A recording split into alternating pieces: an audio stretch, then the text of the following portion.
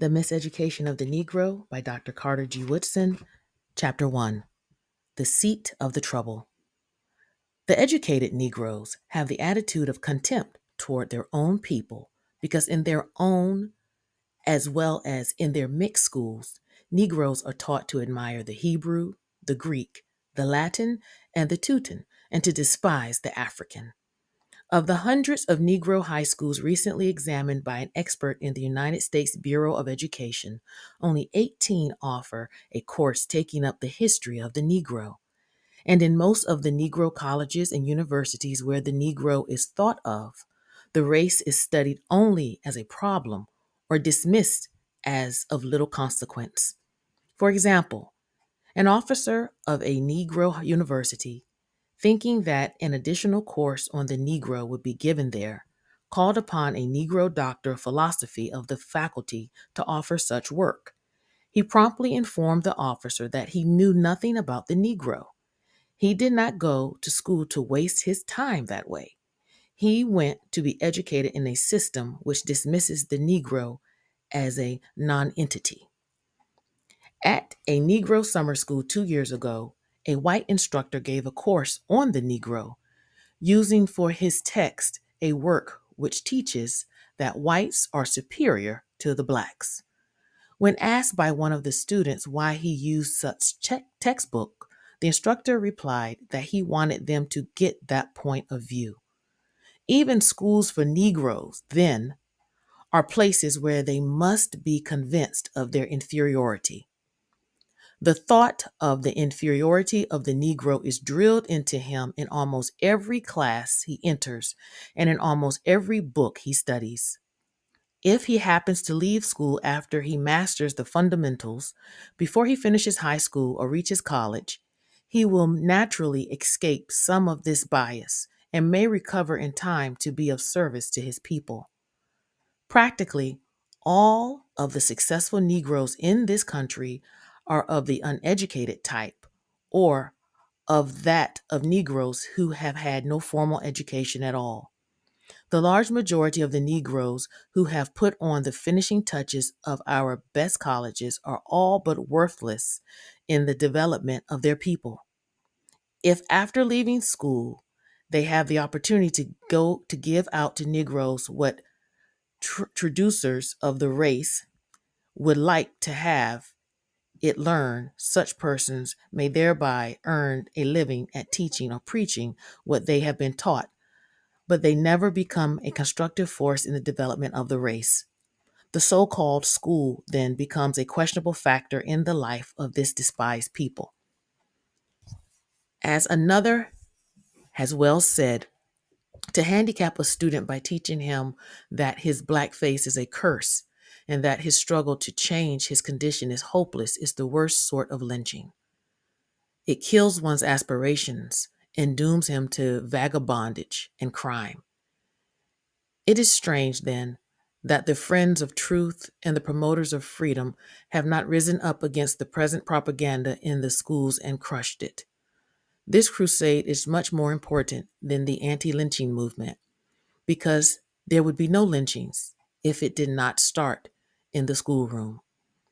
Why not exploit, enslave, or exterminate a class that everybody is taught to regard as inferior? To be more explicit, we may go to the seat of the trouble. Our most widely known scholars have been trained in universities outside of the South. Northern and Western institutions, however, have had no time to deal with matters which concern the Negro, especially. They may direct their attention to the problems of the majority of their constituents, and too often they have stipulated and stimulated their prejudices by referring to the Negro as unworthy of consideration. Most of what these universities have offered as language, mathematics, and science may have served a good purpose, but much of what they have taught as economics, history, literature, religion, and philosophy is propaganda. And can't that involve a waste of time and misdirected the Negroes thus trained? And even in the certitude of science or mathematics, it has been unfortunate that the approach to the Negro has been borrowed from a foreign method.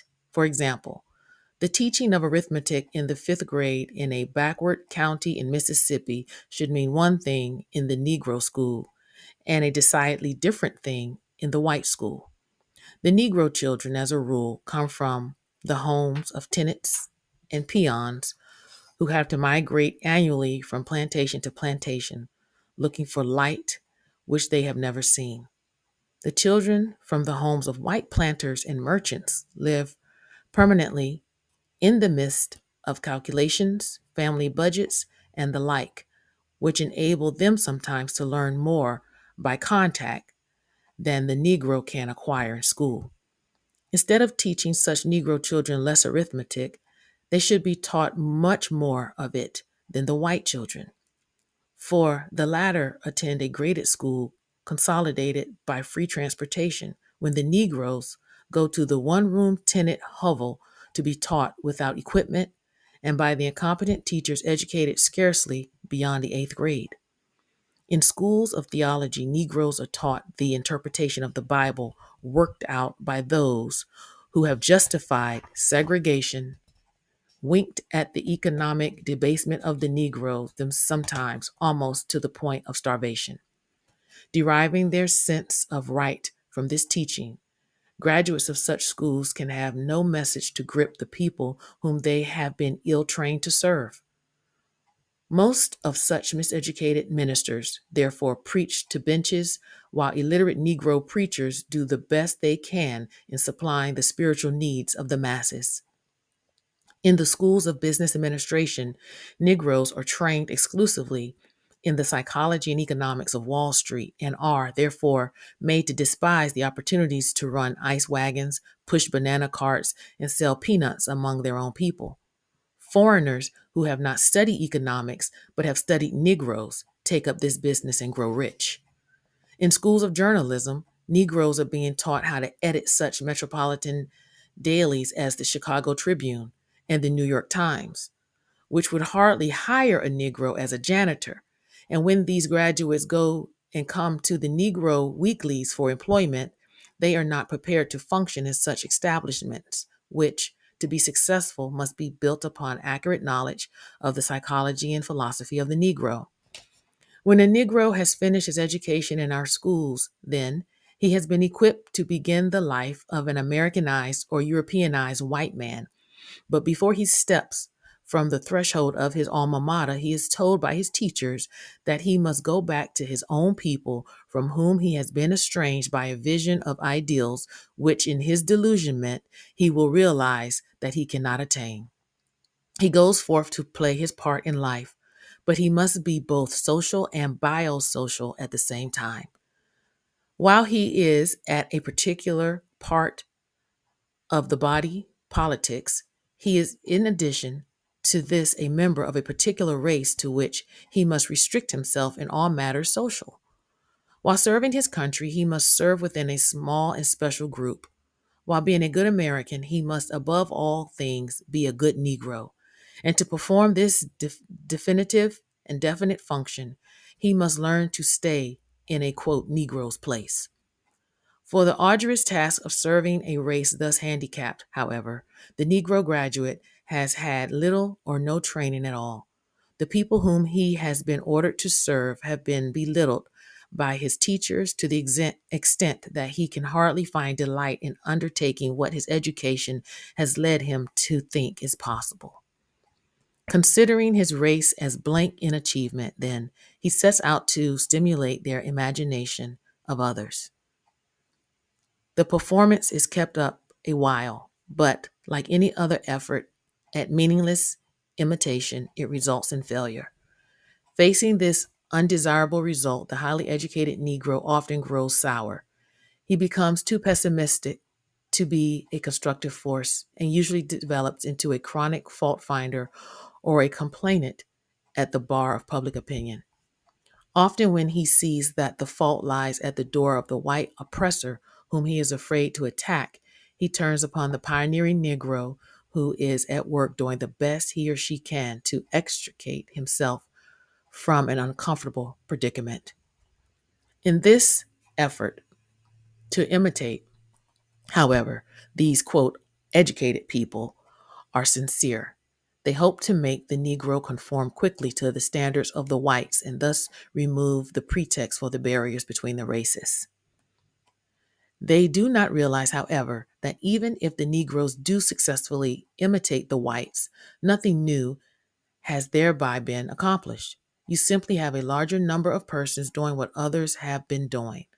The unusual gifts of the race have not thereby been developed, and an unwilling world therefore continues to wonder what the Negro is good for.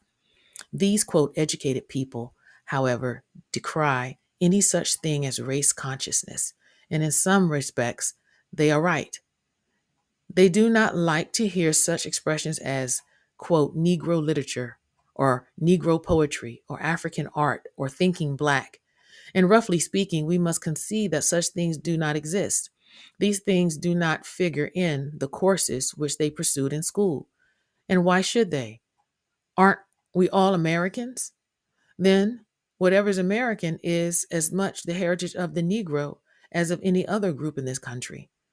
The highly educated contend, moreover, that when the Negro emphasizes these things, he invites radical and racial discrimination by recognizing such differences of the race.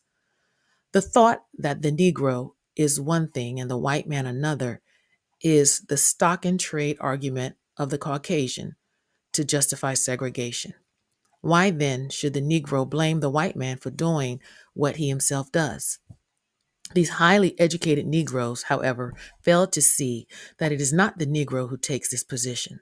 The white man forces him to it, and to extricate himself therefrom, the Negro leader must so deal with the situation as to develop in the segregated group the power with which they can elevate themselves. The differentness of races, moreover, is no evidence of superiority or of inferiority. This merely indicates that each race has certain gifts which the others do not possess. It is by development that these gifts that every race must justify its right to exist. All right, family. So that is chapter 1, and we let's talk about it because first of all, as you all can see, uh, Dr. Woodson. You got to remember this is in the night. All right, family. So let's break down the key points in chapter 1, the seat of the troubled. The problem is, first of all, is miseducation, not ignorance. Okay. Dr. Woodson sets the stage by explaining that the real issue is not simply about racism, family, that it really is about being miseducated. He talks that how Black people were being trained to think in ways that upheld white supremacy and sort of kept, not sort of, it did keep Black people in a subordinate position. Okay. And this system wasn't designed to uplift Black people, it was designed to control them.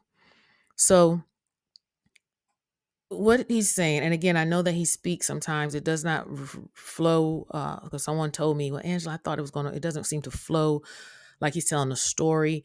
I think Dr. Woodson, is having not met him, obviously, but uh, again, this was back in the 1930s, very brilliant man, and just wrote in a way where it may seem a little lofty to some, but no, it really isn't.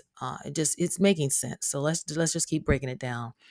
And we also know it wasn't just lack of education that held Black people back, but the wrong kind of education. Okay. Schools taught Black people to look down on their own race and history while glorifying white culture.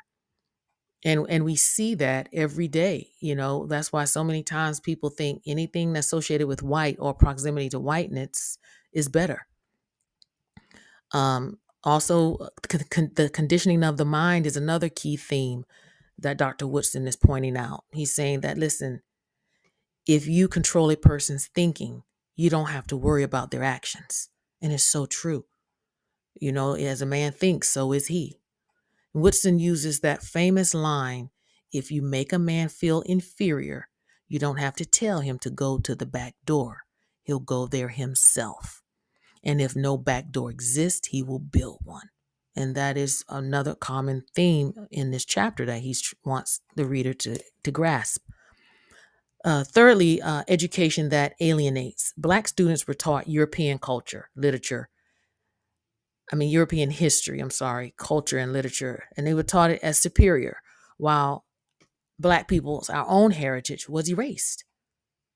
And so, and this again, back in the 19th, he's writing what he saw in 1933. Now, doesn't it still have some similar parallels even today in 2025?